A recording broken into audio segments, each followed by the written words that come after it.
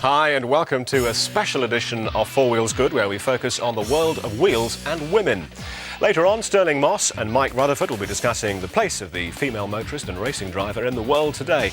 And we'll also have a report about a woman who lives for the thrill of speed. The first half of our programme this week is dedicated to a world television premiere of a new documentary from London-based TV producer and presenter Yasmin Mills. And Yasmin joins me in the studio now. Yasmin, tell us a little bit about the documentary and how you got involved in the project.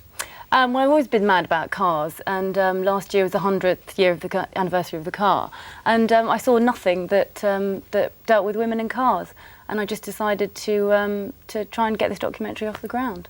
And what really is the sort of thrust of the documentary?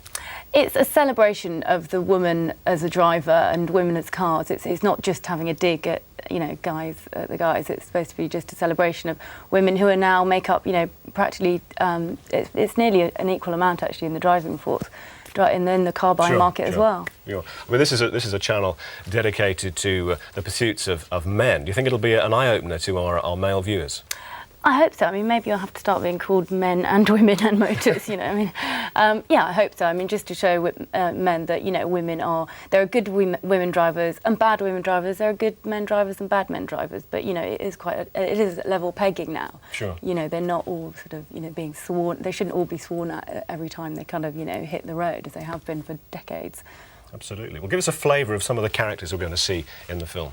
Well, we got a brilliant variety of people, from Doris, who's been driving for most of the century and has the same car. We have the Simonite sisters, who are very well known and ladies rally champions. Yasmin Mills, who's a model, and a lot of people thought, oh yeah, what's a model going to know about? Said to me, what's a model going to know about driving? But she really does, and she's a good example of the unexpected as far as women go. Sure. Well, we look forward to seeing it, and it's coming up right now, so let's sit back and enjoy Yasmin's half-hour documentary in its entirety here on Granada Sky Broadcasting. Yasmin, maybe you'll do the honours and introduce the film. I will, certainly. My film is called Bloody Women Drivers.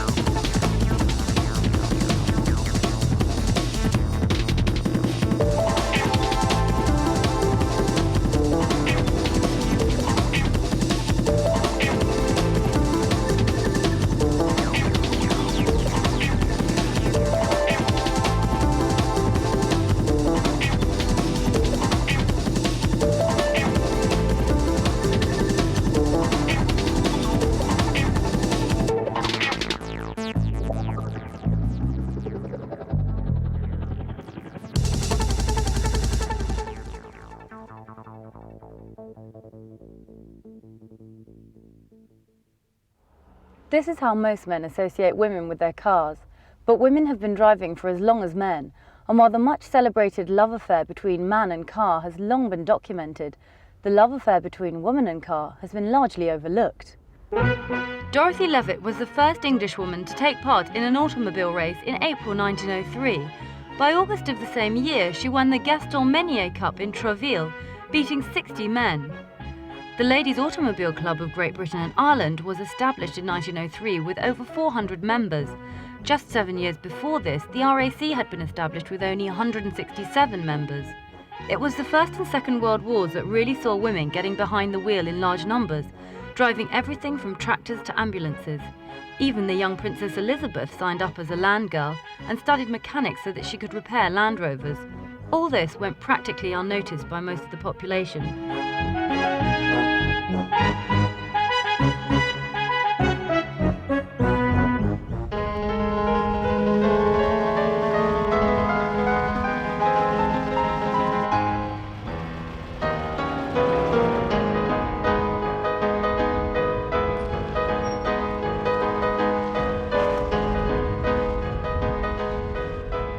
I've always loved cars, and I had my first car when I was 20, and it was a little Singer.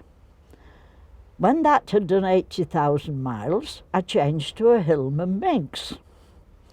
Then along came the Beetle that didn't have any water, and that was the car for me. So then I had 3 Beetles. When the last Beetle packed up, I changed to a Nova. But I've always got this lovely old reliable car when the others won't go. Part of the interest in this car is that it has stayed in the same family ever since it was bought. Vauxhall's checked, and they found out that no other owner of a Vauxhall has had it from new. When my husband died, he didn't want it sold, so he asked me to keep it, saying, well, you'll always have an interest and an added bonus of friends. And he's been perfectly right. I can't really figure out what it is about driving and cars that I love so much. I don't know whether it's some glamorous image I have of how I would be when I was older, or whether it is just a deep-rooted passion that I have. I adore cars against all my principles about life, the planet, everything, materialism. It goes against all my values. I just love them. I love the machinery, I love the smell, I love sports cars, I love cars that are flamboyant and useless and only do about 10 miles to the gallon. I've been absolutely mad about cars ever since I was a little girl, particularly racing cars, because my family have always been very into them. My grandfather used to race, and then my father started racing in a car very similar to this one. I've been racing this car for about 3.5 years. It's an Aston Martin Ulster. It's called LM18, and it's actually one of the team cars that raced at Le Mans in 1935. It's got a 1.5 litre engine, and it's really heavy. We first became interested in driving many years ago when my father wanted 2 boys, and he ended up with myself and Rachel as 2 sisters. So he always brought us up as boys with motorbikes and cars in the field at home. Yeah, he brought us home our first Mini. I think I was 5 and Steph was about 9. And we used to bomb around because we live on a farm, so we had a few fields to bomb around in.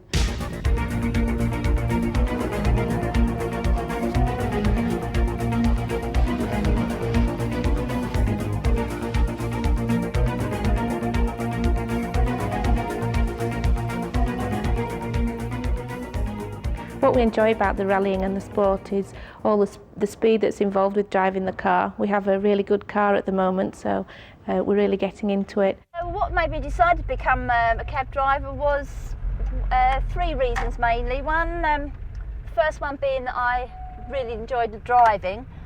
Second one, I love London to drive in. I do like it to drive in. I'm happy living outside London, but I do like driving in London. And thirdly, because I like the idea of being my own boss.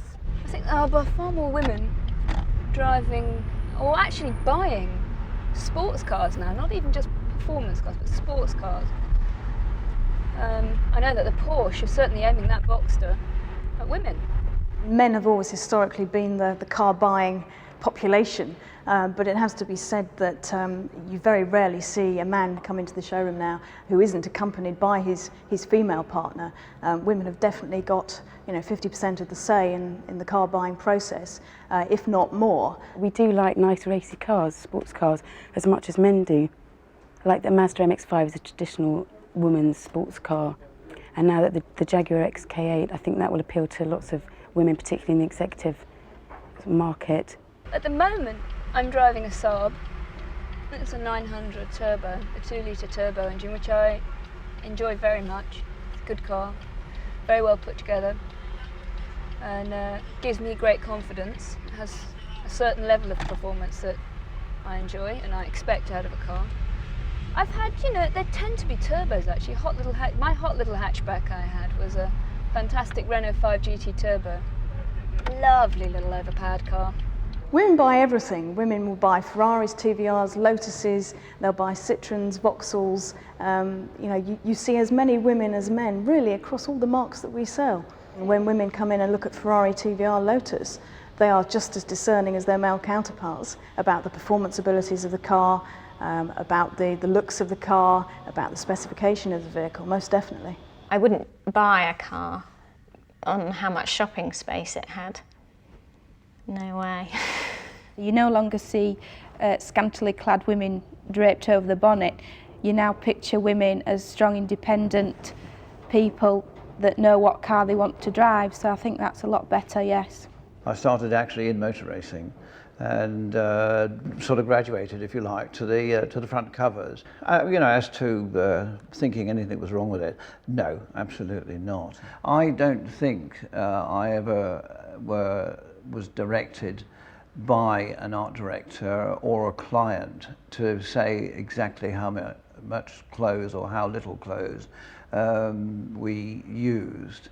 It was just left, generally speaking, to good taste and to make good pictures. I mean, the whole thing hopefully looked good. Bikini-clad women, yes, we have our calendar in the tea room, yes, we're what are we on now? October girl, you know, with no top on.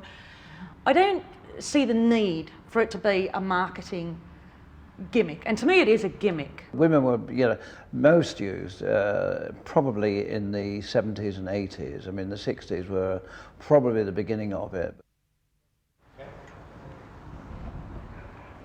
This is one image that some men really don't feel comfortable with, but with women already spending more than 12 billion a year in the car market and making up to 22% of company car drivers, male chauvinist attitudes in garages and on the roads will have to change.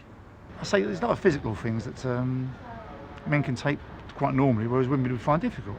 I mean, I'm not belittling them at all, but I wouldn't be a nursery teacher, and any woman, I'd expect a woman to become a mechanic. I mean, my love of this trade comes from the fact that I went to these dirty old garages when I was 13 and I loved what they were.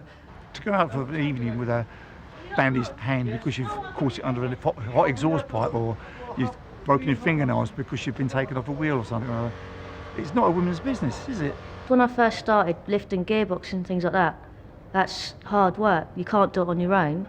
But then you've got other equipment like transmission jacks and things like that, so you know, really you've got no problem. It's just experience, training and experience. Anyone can do it.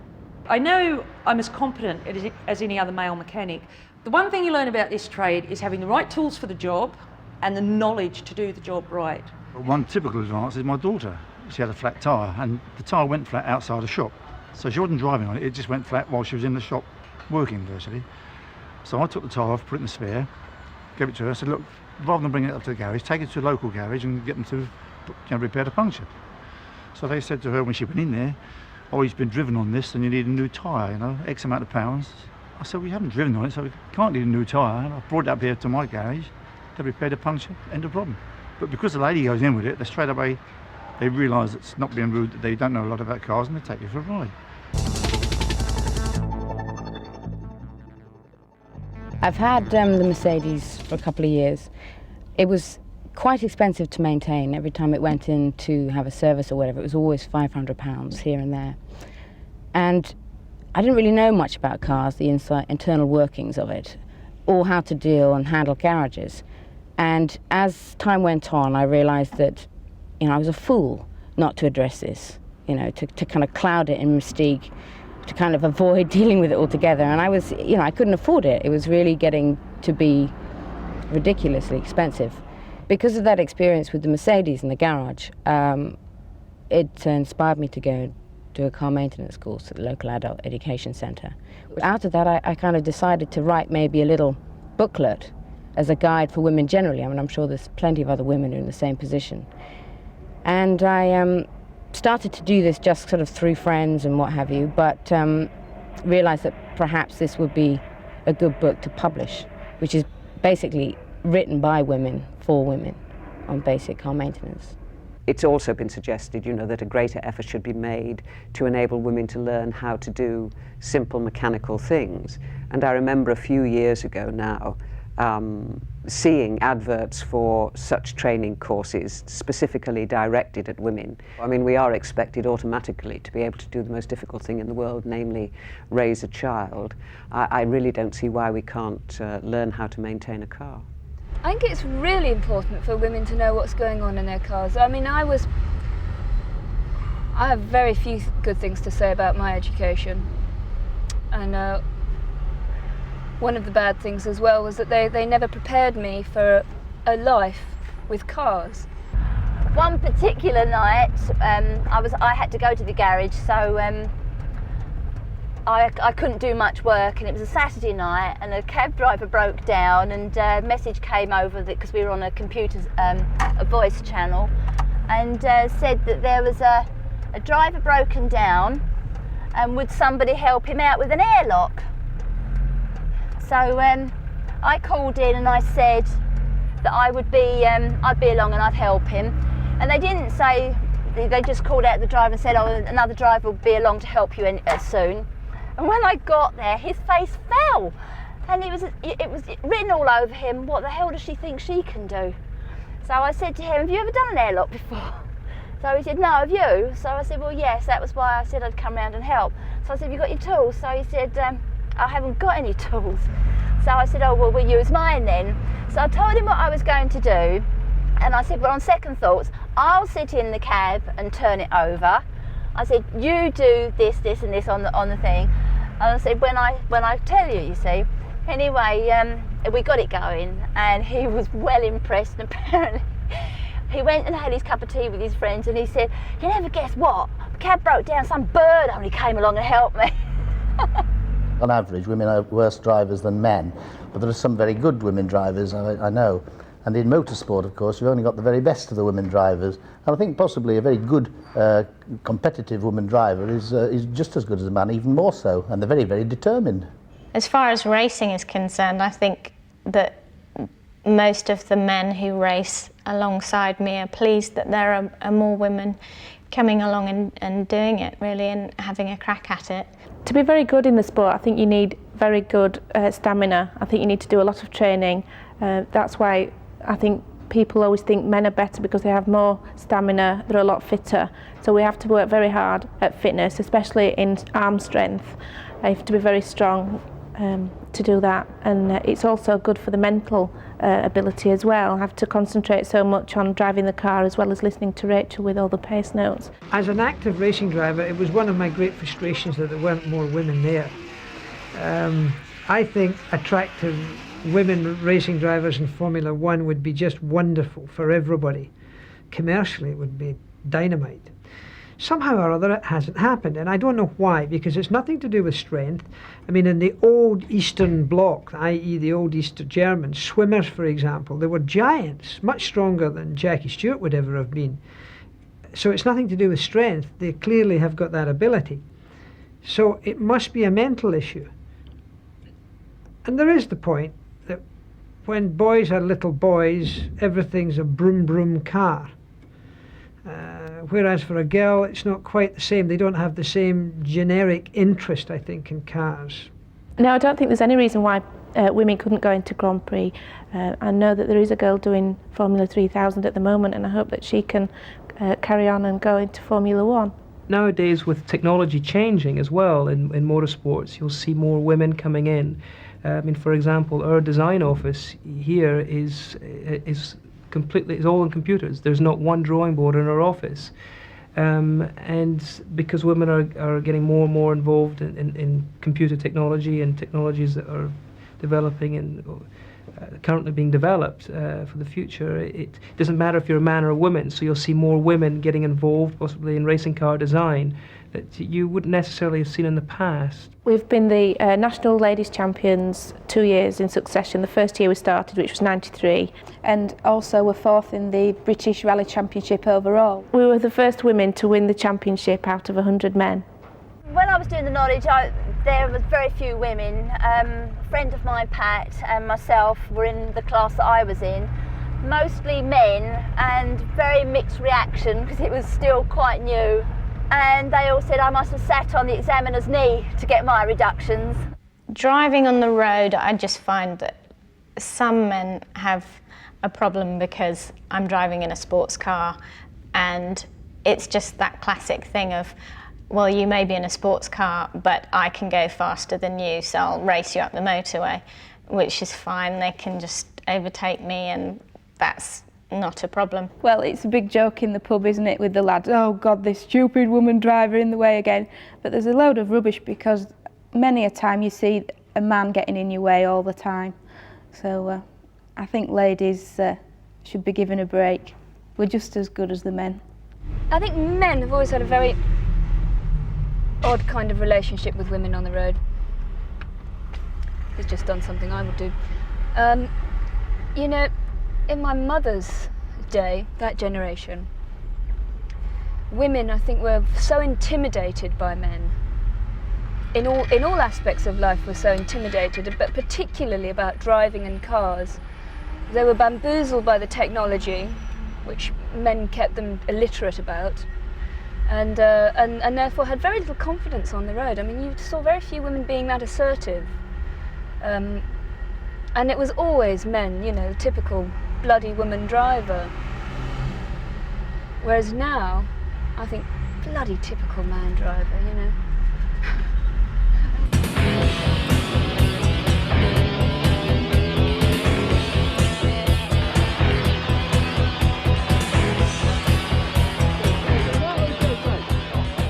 Women don't make very good skiers, do they? Because there's no snow between the kitchen and the bathroom and the bedroom and so on. If they paid more attention to what they were doing, things would be a lot easier. I mean, nowadays they're too busy putting on their makeup, looking in the shop window at the latest fashion, and just basically not paying attention to what they're doing. You know, I'm sitting in my car, I've got half my cleavage hanging out, and you know, way hey, look at me, lads. I believe that women are better drivers than young men. I think they're both really maturity in both sexes, and experience is everything with driving. I'd say the only thing worse than a woman driver is a black cab driver. I've always had this idea that women drivers are reasonably good, and I'm sure out there are some men that can drive as good as women, yes. Well, as drivers, I think we are safer, aren't we? Aren't we very safe drivers? The statistics support that fact. And I think it is because women tend to be in cars fulfilling a wide range of requirements in their daily lives. They are often carrying children or elderly relatives, things of that nature. So I think they are safer, yes.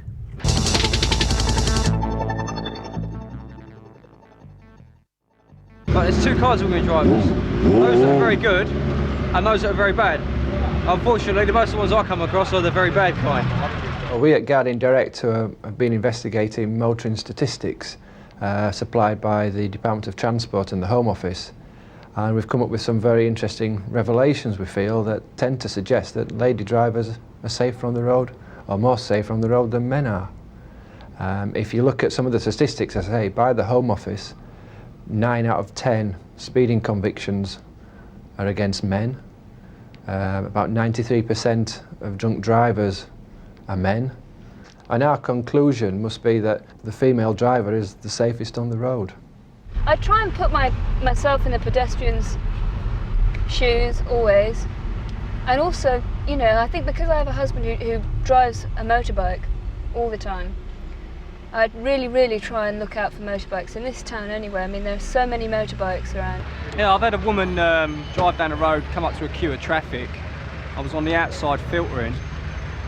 She decided to, well, she stopped because the car in front of her did, and then she flew out the car. And she just opened her door. I ended up losing like half the skin off my fingers and my hands where I hit the floor.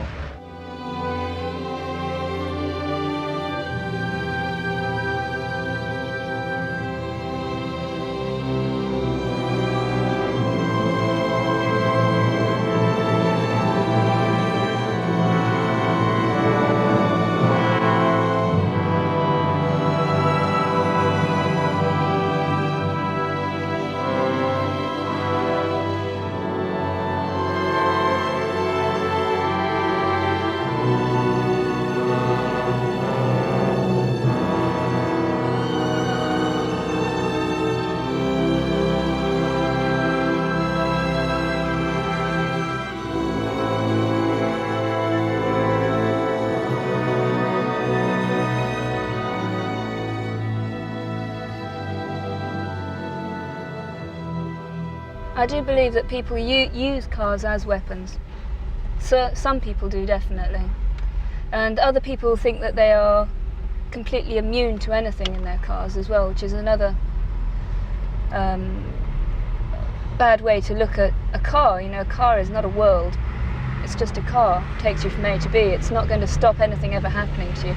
So I am quite aware of the fact that a car can be a dangerous place. Apart from the obvious accidents,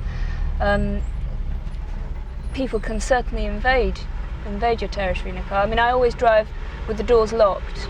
When I got my new car, a lot of people said to me, "You're just the kind of person who's going to bring on a road rage attack." Not funny at all, but I do lock my car doors now. When I bought my car, I did make sure that I had something that had central locking. I would be wary about having the roof down, driving around in London with the roof down at night, definitely. I'd be wary of that. I think road rage from other drivers is directed at every driver, not just at cab drivers, although I think there are a breed of drivers out there that do tend to make a living of cutting up cab drivers. And I don't know whether I'm being biased or not, but I think I've had my fair share of it, and I do tend to put it down to the fact that I'm a female driver. There have been recently some very high-profile incidents of women being attacked, indeed even murdered, if they've had to pull in at the side of the road or on a motorway for some technical breakdown. I was on my way home one night. It was quite late. I pulled into a quiet road when this car pulled out in front of me.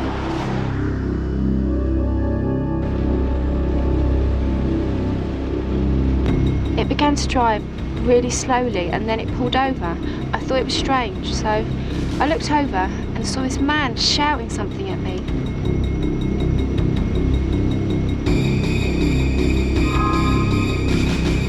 And then he started to follow me and he was flashing his lights at me and his car was just getting closer and closer and I thought it was going to knock me off the road.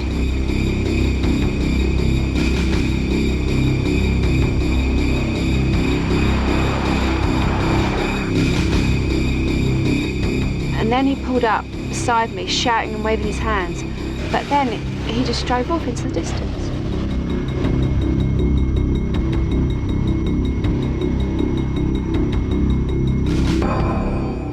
I never saw him again, but I always sort of feared I would.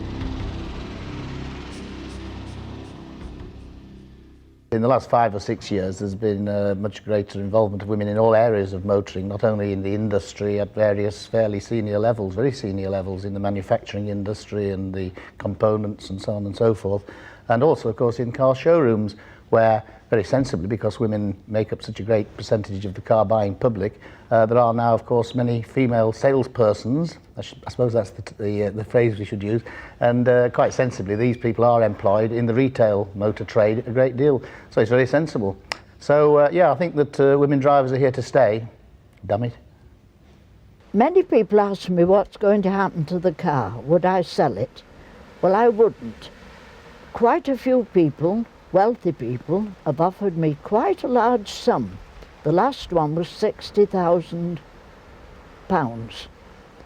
£60,000 couldn't buy the friendship I get from this car, so I'm afraid it'll stay with me until, well, what's to say, till I move on. I shall be very sorry when I've got to stop driving it. You find a man look after his car more than a woman, definitely. I don't think so. Definitely, definitely. He takes more care than No, rather than a I woman. wash and polish mine every week, mate. Yeah, only one out of a million. But definitely, yeah, a man would look after, a man that would be his hobby, like antique, put his white wheels on, where a woman's slightly different. She will put her teddy bears in her bag. Attitudes haven't changed much with the times. As 80% of drivers on the road in 10 years' time will be women, they really should.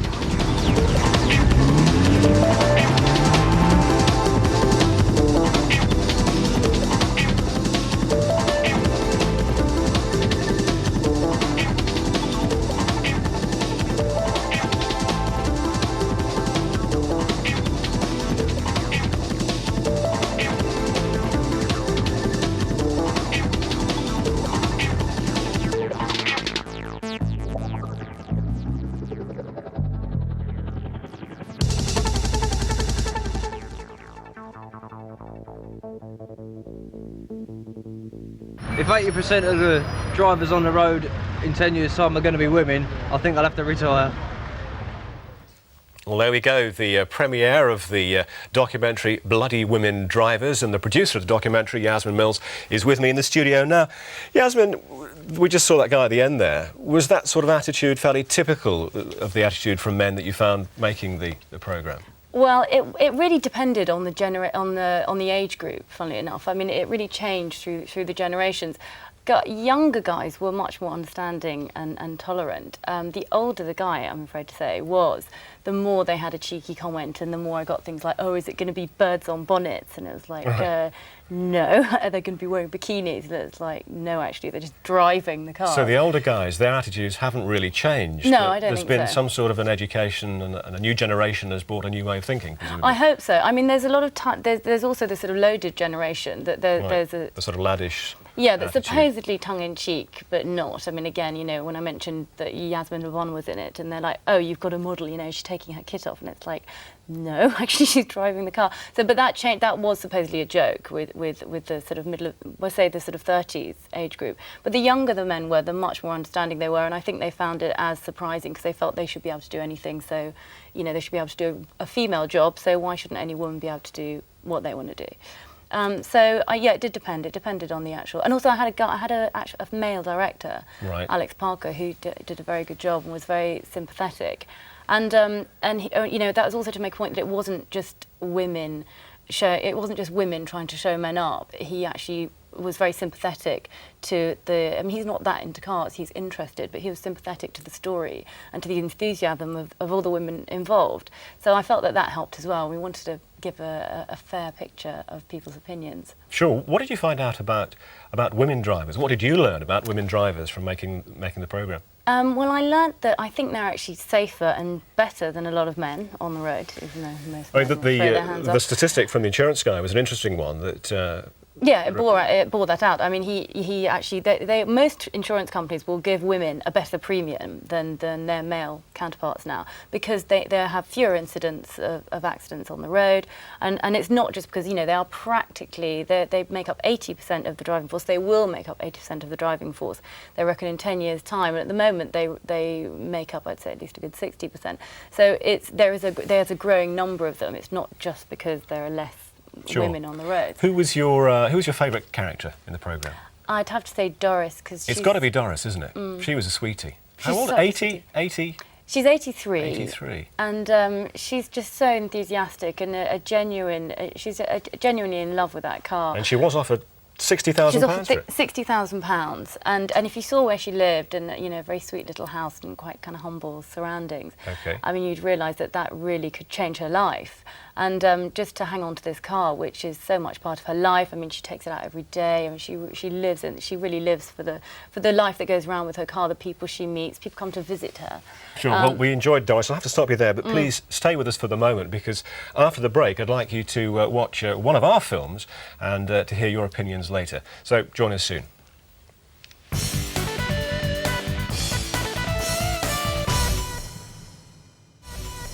Hi and welcome back to Four Wheels Good. I'm Andrew Brittain, and I'm with Yasmin Mills, who produced the film Bloody Women Drivers we saw earlier in the programme. Yasmin, I want you to have a look at this. Recorded in the highly testosterone-charged environment of Stirling Moss's Mayfair apartment, Mike Rutherford and Stirling discuss this burning issue of females on the road and on the track. Women in motorsport, I mean, it's a subject that Briatore, the boss of Benetton, of course, is always trying to bring a bit of glamour to the pit lane. Yeah. I saw a stunning-looking lady being photographed with I think one of the Jordans, one of the Benson Hedges Jordans cars. I mean, why not more of it? I mean, let's not. Come on, we're getting too politically correct, aren't we? You know, it's predominantly a male sport. Yes. I don't have any objection. I am not offended when I see blokes, semi-naked blokes. There's that advert on the TV, you know, where the guy comes in and takes his shirt off and drinks a cold can of drink and all the secretaries lust after him. If it's all right for the girls to do that with the blokes, why can't it be the other way around? I don't understand it. Well, I must say, I really think that motor racing does need a female attraction around. Yeah. I also feel there are some ladies who are not necessarily competent to do Formula One, but certainly competent to do the lower echelons of racing. And in fact, we do see them. But racing, the thing you've got to remember, we've come forward a long way, because in the earlier days, in fact, when I was racing, women were not allowed in the pits at all at Indy. You're joking. I mean, no, I'm not. They were not allowed. There was no crumpet in the pits at all. Now, I don't even think the wives of drivers were allowed in there. I mean, it was like that bad, seriously. And what was the reason for that? I don't know. I really don't know why it was. Because over here, girls and wives and what have you do a tremendous service. They take the lap I'm sure times they and all do. that sort of thing. No, but you've got to keep the thing running nice and smoothly. Keep the boys happy Yes, back in the garage. Exactly. No, but seriously, I mean, if your wife is there and she's and she's a calming influence on you, and it makes you feel more comfortable, yeah, why not? It's maybe well, in Indy, certainly they could not. That I can assure you. Right. There were no women there in the pits at all. Now, you suggest there that you don't think, I'm not sure you actually went as far as saying this, but you hesitated when it came to the prospect of women actually driving Formula One cars. Oh, I think if a woman is good enough to do it, I think certainly she should. But is she? Is there anybody? I reckon there could be. Yeah. I mean, there had been that Lynn St. John, for instance, at Indianapolis, who qualified faster than Nigel, if you remember. I also saw her cause a huge accident a year or so ago, which I think ended the career of Danny Sullivan or somebody. That seemed like it was her fault, but yes, not but that we're passing judgment. Yeah, but listen, we've seen a lot of fairly high up Formula One drivers cause accidents too. Yeah, sure. I mean, Eddie, who drove so well, for instance, in Argentina, no doubt he did a terrific race. Eddie Irvine, yeah, and he did a great race in Argentina, I must say. He really did. He deserved to be second, and so on. But we've seen him do some pretty stupid things before now. Sure. Do you think that there is any physical drawback, for want of a better word, for a woman in driving a Formula One car? No, I mean, has she got the strength to do it? Of course, a woman can have the stamina, the strength. I think the one thing probably that is most difficult for them is the mental strength of the strain, the mental strain rather than the physical. Of course, a lot of women would argue they're stronger than blokes in that department. No, I think women can stand pain better than men. Really? Oh yes, I do. I think is this women. Personal experience you're talking from still? Well, you know how it is. There's more men.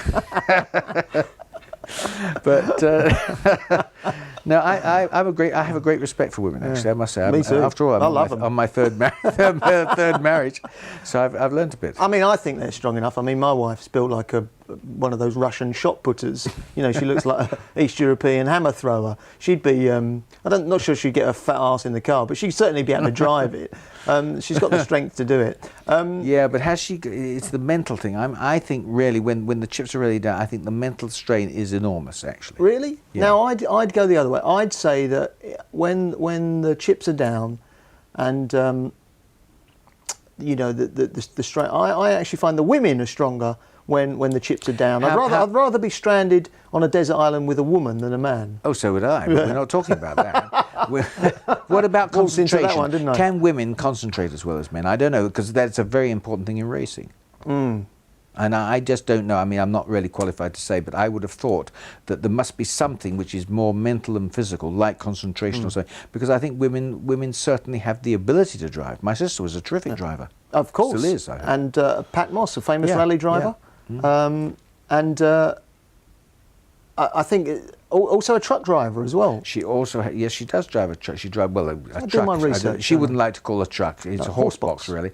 But yes, no, but yes, she's very competent. It's an HGV. It's yes, not. exactly. It's not. Oh no, sure. It's not a Ford Anglia. But you see, driving an HGV requires a certain skill. Yes. It doesn't require any brawn. Right. You know, I mean, because now they're so beautiful to drive these trucks. Sure. Yeah. Well, look, let's really try and make headline news and get every feminist in the world chasing us and petrol bombing us and being offended by us, because we've had a go at women. Let's think about women on the road. If they give a signal, you know one thing: the window's open. That's what they say. There are all sorts of dreadful stories about women, because I am a fan of them. Honestly. Oh, if she puts her hand out, maybe she's drying her nail polish. You know, there's all these different things. But I must say, you can't say that necessarily if there's an accident a woman's at fault. No. But because a woman, there are less ladies driving than men, I suppose they stand out more. But and I do think and I do agree there are some appalling women drivers, but my God, there's some dreadful men drivers too. You know what it means, of course, if she drops her nail file, don't you? No. It means she's having an orgasm. Anyway, I just probably pushed it a bit too far there. We pushed right out the 4 corners of the envelope. But let me. It's funny. I was in the States recently, and like I said, I've got nothing against women. I love women. I'm 100% heterosexual. See how I struggled there to say that? Yes. But I noticed in the States that the women drivers were terrible. And when I glanced up in my mirror a couple of times and saw people tailgating me, when I saw people flying across roads, they pulling out, I was actually saying to myself, I bet that's a woman. And sure enough, 9 times out of 10 I was right. There was something very peculiarly bad about you see a lot more women drivers on the roads in America than here, to start with. And B, don't you think the general standard of driving is pretty bad? Well, the views of 2 men there, obviously not in female company. Yasmin Mills, producer of the documentary Bloody Women Drivers we showed earlier in the show, is with me. I'm interested to know what you think, Yasmin, about Stirling's comment there about no crumpet in the pits in his day. Well, I'm quite surprised. I mean, I know for a fact, Jackie Stewart actually told me, you know, when I interviewed them for the programme, that they, his wife and a lot of the wives and girlfriends in his time used to actually timekeep. They actually had jobs in the. So I mean, I don't know where he was talking about the pits in IndyCar racing, I think he said, but I know they were definitely in the Formula One pits, and they actually had jobs which they now, because the technology has taken over all those jobs. He was saying how it's a shame that they don't have such roles to play and get involved. So he, you know. I mean, a lot of men pick up the point that women may not be physically strong enough to race cars, but interestingly enough, Stirling's actually saying there that maybe they can't cope mentally, which I think was a little bit strong. I know, I was very surprised that he said that, but you know, what can I say? What a load of rubbish. I mean, you know, obviously it has, you know, the brain power is the same. I think, I mean, if anything, there might be something to be said for the actual physical strains point of view, just because the women tend to have a slighter build than the male drivers. But, you know, if they don't, then there's actually no reason. The Simlight sisters actually say in the documentary, who are the ladies rally champions, that they feel there's actually no reason why women can't get into Formula One, and they are actually gradually coming up the ranks, and hopefully we will see some in the next few years. So it just depends. I mean, there's an argument if you're a smaller woman, maybe, that's all, that it could be physically more straining. But if you're a really small man, it could be a problem as well. Do you think that this attitude, that's a bit of a hangover from a generation ago, will perpetuate? Or do you think because, you know, the advent of new man, things will change and this attitude towards women drivers will eventually disappear completely? I think it will change, and I think it's also to do with very traditional male humour, that a lot of men make these jokes even when maybe they don't mean it. It's just kind of the old you know, mother-in-law jokes. I mean, I think it still kind of just comes out as part of male humour. I do think it's changing, and I do think younger men have a healthier attitude. Which I suppose can only be a good thing. Well, thanks for joining us here on Four Wheels Good. Yasmin, for giving us the premiere viewing of your film Bloody Women Drivers. We'll finish tonight continuing the theme of female motorists as we meet an American woman for whom acceleration gives the best buzz of all. From all of us here, goodbye, and we'll leave you with Steve Parker's report from Los Angeles.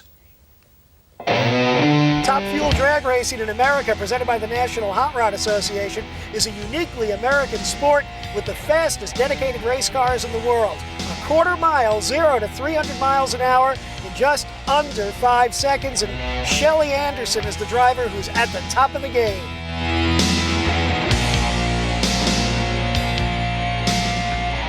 What does it feel like to drive the car? What is the acceleration like? And do you think you'd ever get tired of it? You'll never get tired of it. Yeah. Honestly, it's like sitting there and a bowling ball hits you in the chest as soon as you hit the throttle.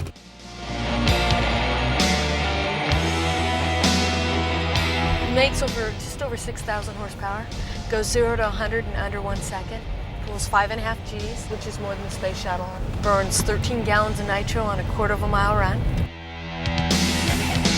How much does it cost you to make a run, a test run or even a race run? A quarter of a mile run costs us $5,000. Whether I go 20 feet or full length the track, we put a new clutch pack in it, the heads come off, the pistons come out, they check the mains, a new blower. I mean, everything's new when we go back up there. So you essentially disassemble and rebuild the engine every time? Every time, no matter what. We have 90 minutes. That is also to re-warm it up and reset, take the valve covers back off, reset the valves, and get it all ready in 90 minutes. Shelley, your dad, Brad Anderson, has been in drag racing for many years as a racer and as a cylinder head builder. Tell us what parts he makes and supplies to other racers. He makes cylinder heads, manifold, rocker assembly, valve covers, wrist pin buttons. He's got some of the best in racing, John Force, Don Perdome, Al Hoffman. So it's kind of nice to be able to say, you know, you've got such good customers and they're really good to us.